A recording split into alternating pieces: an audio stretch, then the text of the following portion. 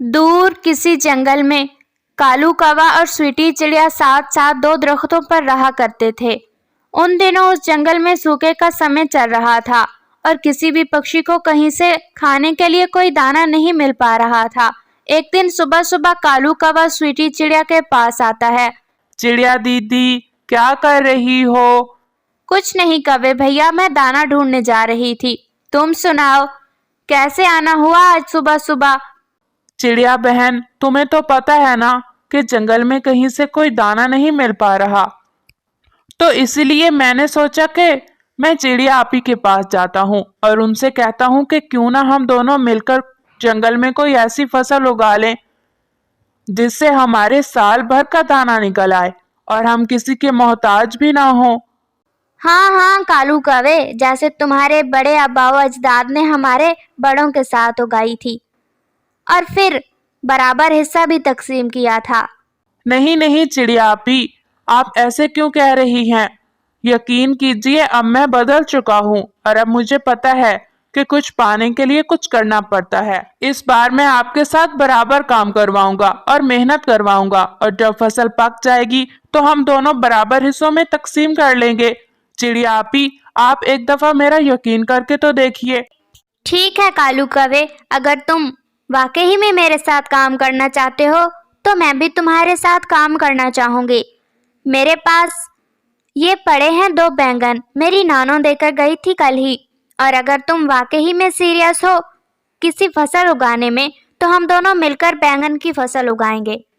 वैसे तो ये बैंगन सिर्फ 2 दिन में ही खाने से खत्म हो जाएंगे, लेकिन अगर हम इनकी फसल उगा लेंगे तो हमारे साल भर का दाना निकल आएगा और हम हर किस्म की बेफिक्री पा लेंगे।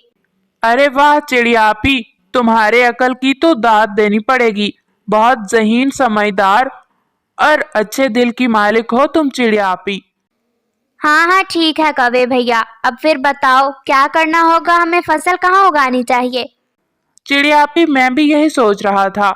आपको पता है कि नदी के साथ वाली जमीन जो है ना, वो खाली है और वहां पर नदी भी साथ है, तो पानी लगाने में भी आसानी होगी और जमीन जरखेज भी है। वहां पर हमें इतनी ज्यादा मेहनत नहीं करनी पड़ेगी। जमीन नरम होगी तो अपने पंजों से जल्दी से उसे खोद लेंगे और फिर बैंगन के बीज उसमें बो देंगे। ठीक है कौवे भैया, चलें फिर, अभी ही चलते हैं।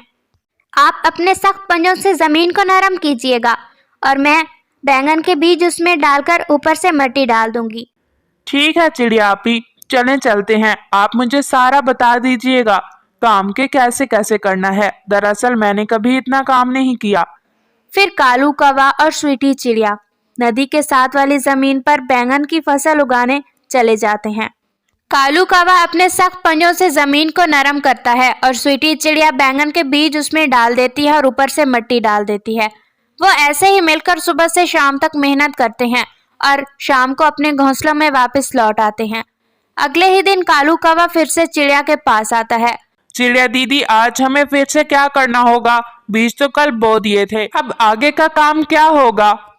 हाँ हाँ कौवे भैया, आगे हम आज पानी लगाएंगे फसल को ताकि जमीन नरम हो और बीज को पौधों की शक्ल में तब्दील होने में आसानी हो।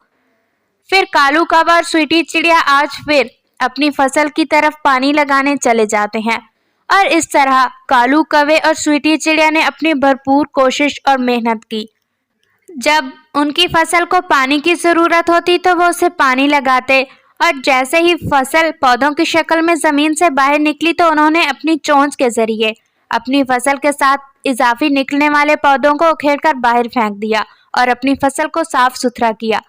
और फिर वक्त ऐसे ही गुजरता रहा। कालू कौवे और स्वीटी चिड़िया ने अपनी भरपूर मेहनत की और अपनी बैंगन की फसल उगाई।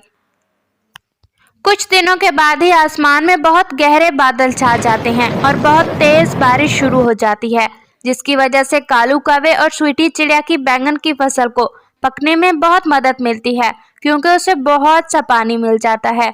जमीन नरम हो जाती है, जिसकी वजह से फल बहुत जल्दी पक जाता है।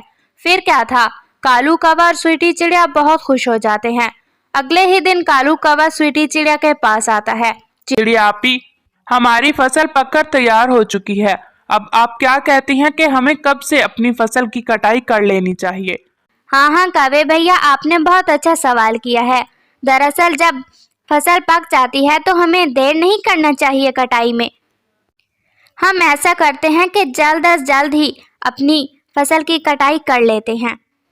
ठीक है चिड़िया आपी, मेरे पास कुछ औजार पड़े हैं अपनी फसल की कटाई के लिए। मैं ऐसा करता हूँ कि मैं उन्हें तेज कर लेता हूँ ताकि हमारी फसल की कटाई जल्द से जल्द हो जाए और हमें ज्यादा मुश्किल भी पेश ना आए। फिर क्या था, अगले ही दिन कालू कौवा स्वीटी चिड़िया मिलकर सुबह सुबह अपनी पकी हुई फसल वाली जगह पर पहुंच जाते हैं और बैंगन की कटाई करके बराबर हिस्सों में तकसीम कर लेते हैं।